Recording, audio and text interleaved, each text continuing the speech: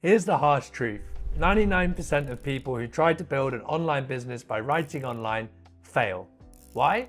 Because their content sucks. They're following generic advice, tacky templates, chasing trends, bowing to an algorithm. They think that attention magically turns into money, but there is no magic money fairy. There is only quality content. Writing is a magnet.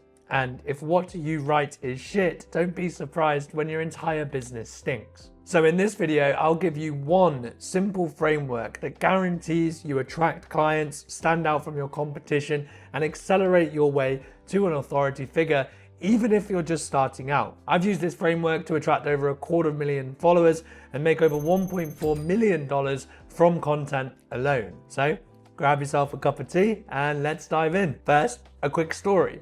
I am not telling you this as some guru high up on the podium. This is a lesson that I have learned through painful mistakes. When I started writing online, it took me 13 grueling months to get my first 1,000 followers. And then I discovered this little thing called copywriting. I ended up cracking the code for social media without realizing that I was cracking my entire business. I was going viral on repeat. Some months I was getting tens of thousands of followers, right? And my ego was incredibly high. And then one day I was on Twitter scrolling away, looking at all my likes and such, and I saw two writers that I really respect taking the piss out of someone. And then when I looked at what they were laughing at, that someone was me. I was so goddamn angry. I was like, what the hell do these guys know, right? They must be jealous of my success. Look at all this stuff that I'm doing. And I went and took a walk. And when I calmed down, I'm a firm believer that there's no smoke without fire. So I came back with fresh eyes and I looked at my content based on what they were saying, and I could not believe what I was seeing. They were right. I completely sucked. I was generic. I was writing crap that I didn't believe. I would never pay this person. And so as I read, I had this sinking feeling in my stomach. I was like, wow, man, you are heading in the complete wrong direction. I was getting trapped by what I call incentive drags, right? Like attention is pulling you one way when actually this is not the writing that will grow your business. And so I set a simple rule. I must be a raving fan of everything else that I write. Now, that's been quite hard. My growth has stalled, but it was only then that I managed to start making good money with my content. And so that's why I always say how you grow is more important than how fast. Reach is not as important as relationships, and reputation is the aim of the game, right? So Warren Buffett once said, the reputation is earned in drops but lost in buckets. And so that's why we must focus on giving great content out every day, which is where this framework comes in, okay? Because what people want to see is A-grade content, and we can define this with three simple things. It must be useful, it must be unique, and it must be undeniable. So let's take a little look. So for useful content, you might say, oh, well, that's just actionable advice, but it actually goes much deeper than that. And my favorite tip for great writing in this regard comes from Eugene Schwartz, one of the godfathers of marketing. In his book, Breakthrough Advertising, he says, you must meet the market where they're at to take them where they want to go. And so put yourself in your reader's shoes, okay? They're at point A, which we can call hell, and they want to go to heaven, which is point B. When you're creating content, you want to meet them where they're at by talking about the hell point. This is defined by their pain, their problems, their fears, their doubts, their frustrations, and what they are fed up of seeing, thinking, and feeling. And when you write about someone's problems, they will trust you for the solution, right? You want people to, when they find you, to go, yes, this person gets me. And you can engineer that dead simple in two quick ways. Firstly, speak to your bloody customer, okay? The writer who understands their audience the most wins. And so when someone tells me they don't know what to write about, I'm like, well, you're not talking to the people that you serve. Because if you're in the DMs, if you're having conversations, if you're hopping on calls, I guarantee the problem you're gonna have is that you have too much to write about. So we could do this in a couple of ways. Number one, as I mentioned, you can actually just get in there. But if you do have stuff like a newsletter, you can send a dead simple check-in email and your welcome secrets being like, hey, I've seen you signed up. How can I help you? And then we create a flywheel, right? So we began gathering all of these responses. And speaking of flywheels, some of the stuff that I do, let's say I have a client call, a 60-minute client call. We then put the transcript through AI with a series of prompts. It will take out every pain point. It will take out every heaven point. It will take out every proof statement. And then I turn that all into content. You have to make your words work harder. You have to use what you have to get more of a result. Now, the other strategy is something that I find it's really fun, is to get to your top 5 competitors, get out a notepad and go scroll their social media content. And every time they say something that is crap, that is boring and that you disagree with, take a little note and then you build all your content based on that. And why this works is because your audience are seeing the same thing as you, and by expressing your strong beliefs, you're going to show them what you stand for by saying what you stand against. It's super, super powerful, and it's going to be useful because you call out the crap and then you give your solution. Now that leads me to the next point in terms of uniqueness. It is not enough to give them a generic solution. There has to be a reason why this is different. So let's have a look at how. But before I do, by the way, there is 0 point in any form of content framework if your writing is crap. And so I built a dead simple copywriting guide called the Sucks Framework. It's a checklist. You can read it in a couple minutes. It will improve your content, it'll improve your emails, and improve your sales pages. Anyway, you want to be more persuasive, you can download it at the link below. It is perfect to go with this. Anyway, let's chat about becoming unique. When I started writing online, I thought that if I could just crack what would make me special, then the internet would magically open up for me. And so I have journal after journal of exercises, Venn diagrams, plotting and planning, trying to find this really cool, unique intersection of what makes me special. It was a complete bloody waste of time. Originality comes through simplicity. Now, you don't need new ideas, you just need to give new ideas new angles. Your job is not to reinvent the wheel, it's just to give it your own unique spin. And so I have 3 dead simple strategies you can do for this too. That's creating sticky stories, sticky systems, and sticky statements. By the way, we say sticky because the aim of the game is to be remembered, and you want to say stuff that after someone has read it, they go, oh yeah, that's that guy, he's cool, or girl. So let's unpack them. Number 1, storytelling, right? So people say storytelling is hard, but it actually makes everything else remarkably easy because it is the easiest way to take an idea that everyone has heard before and make it your own, which is why I'm such a big fan of personal perspective content. If you're just telling the same stories as everyone else, it's still just noise, but nobody can compete with you at being you. For example, I could tell you that you need to make the most of your life. You've only got 1 shot. And you're going to be like, wow, Kieran, that's super interesting. I really need to see another personal development guru. You're welcome. Okay, there's nothing new about it, right? But if I was to tell you that when I was 16 years old, I was diagnosed with a brain tumor and a broken neck, almost died, and as a result, I have a very firm belief that you get 1 shot on this planet but can take many shots within it, and if you ain't working hard to do something special, you're going to regret it at one point. Suddenly, so I'm like, okay, this guy actually has a point. All I've done there is take my story with a belief that everyone believes is true, or most people would believe is true, and suddenly it's mine. Now, you do not need to get a brain tumor and be made out of metal in order to become a great storyteller, because actually, whilst that's super interesting, it's not that relatable, I hope. Relatability is made of the small moments, okay? So all you have to do is start living an interesting life, doing things that your audience are interested in, and using those as the stories to frame your advice. Now, storytelling is a skill. It's kind of like going to the gym. You can't expect to deadlift 500 pounds on day 1. I'm probably not going to deadlift that anyway with my spine, but the more reps you put in, the better you get. And so the key is to pay attention to what catches your attention throughout your day, and then try to turn that into something useful for your one true fan. You know, I could give you an example off the cuff of my bat. I'm currently in Paraguay. I'm meant to be here setting up a new business, and I don't have any of my documents. In Paraguay, there's not much going on, okay? And people are like, well, why are you here? You're going to be having fun. But actually, I have a great gym. The food is fantastic, this flat is dirt cheap, and I get to write all day and create content. So I'm having a 9.9 out of 10 time. And so I could turn that into content and be like, writing is the key to freedom, and it gives you the freedom to enjoy yourself no matter where you are in the world, no matter if there are problems, because you can always just write. It's a cool story, it's unique, okay, and it's useful, or we can make it useful by adding in a couple of tips. So let's look at sticky systems. In copywriting or marketing, there is a term called market sophistication. Again, this comes from Eugene Schwartz.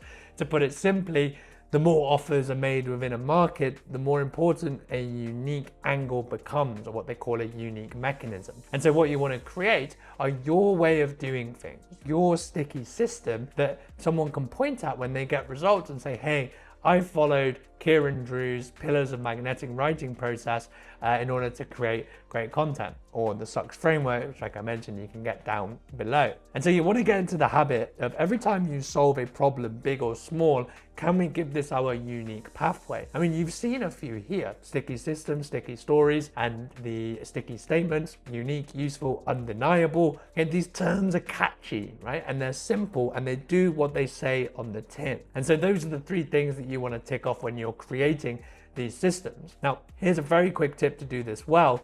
Don't have an idea and then go and disappear and do this cabin in the woods cock up and make a 3-month super intricate product that's based on this system, okay? Instead, you want to do what I call the test the water strategy, right?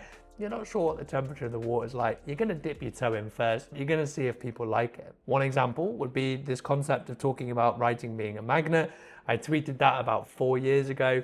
It had a bit of resonation. Then I created the 3 pillars of magnetic writing. That ended up being the promise of high impact writing. Magnetic emails was the spin-off from that magnetic side. And now we have the 5 pillars of magnetic writing, where I've expanded it. And I am writing a book called Magnetic Writing. So as you can see, we laid a seed of an idea. We watered it through repetition, trying it out, newsletters, products, and now books. And I know that people love it because every time I mention it, people go, oh yeah, I can understand that. And that leads me to sticky statement. So your job as a writer is almost to build an island of ideas so that when people find you, they never want to leave, right? It's not about who has the best ideas, but who can communicate them best. And so a sticky statement are phrases and coined terms that really catch the essence of what you're trying to say within a concise and clear statement. We have a few ways that we can do this. Number one is juxtaposition, where you hold 2 ideas next to each other. So one of my most popular tweets, for example, is don't study the rich, study the free. Very, very catchy, right? And it kind of builds on that element of freedom that I build my brand around. Next, we can use alliteration. And by the way, we can begin to combine it. So another message that I always say is don't follow the crowd, follow your curiosity. We also have metaphor and analogy. For example, saying that writing is a magnet, or even the idea that you get one shot at life, but can take many shots within it. And you can hear that alliteration as well. There's also kind of like a rhythm element to it. And so what you want to do is when you come up with these statements, how does it sound when you say it? Does it roll off the tongue? I think a really cool way to do this is when you hop on calls with your clients or have conversations with your friends. If you say a line and you see someone's eyes light up, put it down on your phone, and then start saying it to everyone online, and I guarantee that people will pay attention. And the key here, by the way, is repetition, because great marketing wears in, not out, sticky statement, and the more you repeat these core ideas, the stronger they become. Sticky statement. And so by being useful and unique, you are really going to start to stand out in the noise. But the problem online is that trust is at an all-time low, okay? There's so much noise, there's so much superficial crap. And so the third pillar, undeniability, is the missing piece of the puzzle. Let's run through it. Last year, David Deutsch, one of the world's best copywriters, critiqued a sales page of mine. Now, I thought I was getting pretty good at copy, but the 3-hour absolute bum raping he gave me kind of gave me a clue as to otherwise. And one tip has really stuck with me. Every time you go claim proof, right? He's reading it and he goes claim proof, claim, where's the proof, claim, where's the proof, claim, where's the proof. And what he is saying is that when you make a claim, you increase skepticism, okay? Someone is uncertain. They're like, I'm not sure I believe you, right? And so if you then have proof, that reduces that skeptical barrier. Proof is persuasion gold dust, okay? And your brand, by the way, is just one big sales page. Everything you write and say is a claim that you are who you say you are and that you're worth investing in. You will go much further online than everybody else when you understand the purpose of writing is to prove yourself in public. Now, there are 3 levels of proof that you can tap into. The first is called authority by association. So this is particularly important when you're starting out as a writer and you ain't got much to say. Instead of you, for example, if I tried to tell you some writing tips from Kieran 5 years ago, you'd be like, who the hell is this chump? But you will naturally listen to me now because I've proven myself, we've built a very good business as a result. Instead, you can begin to share other people's ideas, okay? And then that gets like a foot in the door of attention. They'll be like, oh yeah, I know that guy and this is pretty useful. And the more you do that, you build,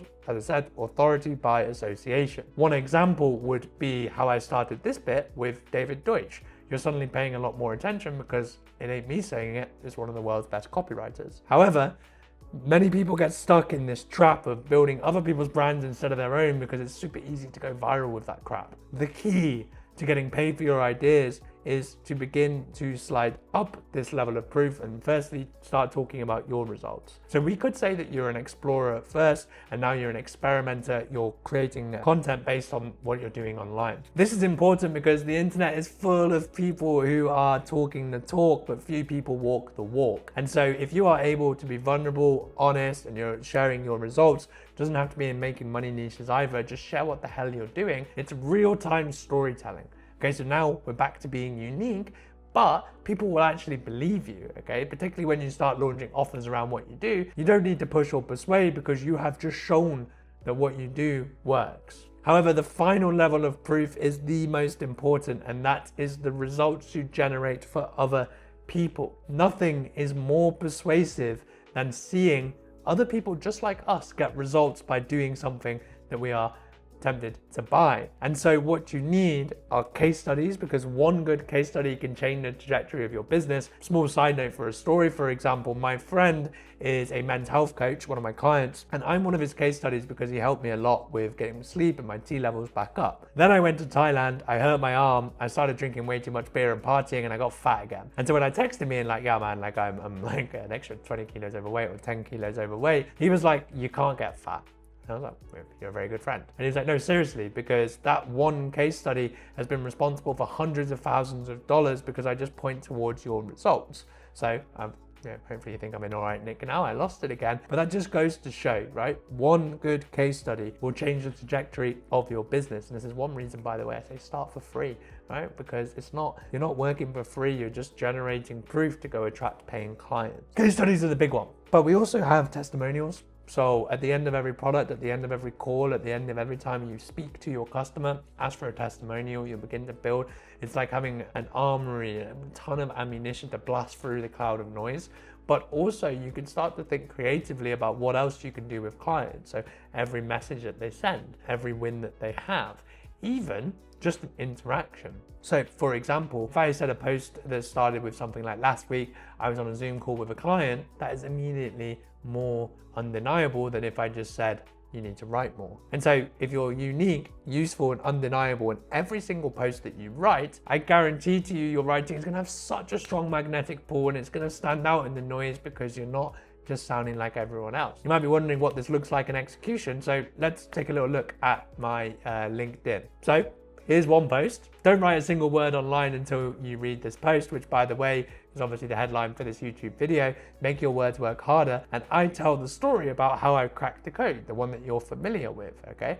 And then at the bottom, I say, now I focus on the 5 pillars of magnetic writing. So we're using our unique frameworks. I explain what that is. Very, very simply, relationships are built one word at a time. We have sticky statements. You don't need to build a big audience to build a great business. So we have some really good juxtaposition there. Don't get stuck in the algorithm trap. So there's our metaphor and analogy. We can take a look at another post. This year I decided to take coaching seriously. I wasn't sure if I'd enjoy it. I love a clear calendar and high leverage offers. I've met the market where they're at. This is what people want too. But I'm saying that connection is everything, okay? Teach what you know one-on-one. Not everything needs to be optimized. And then I have pictures of my clients. Now, what do you think is happening there? Anyone who reads this, like, oh, Kieran is taking on clients. How can I be one of Kieran's clients? And I don't advertise it anywhere. So we're building demand for it. Now, if client results are the most important part, or client interactions the most important part of writing online, then you're probably wondering, how can I get clients? And you're in luck because I have filmed an entire video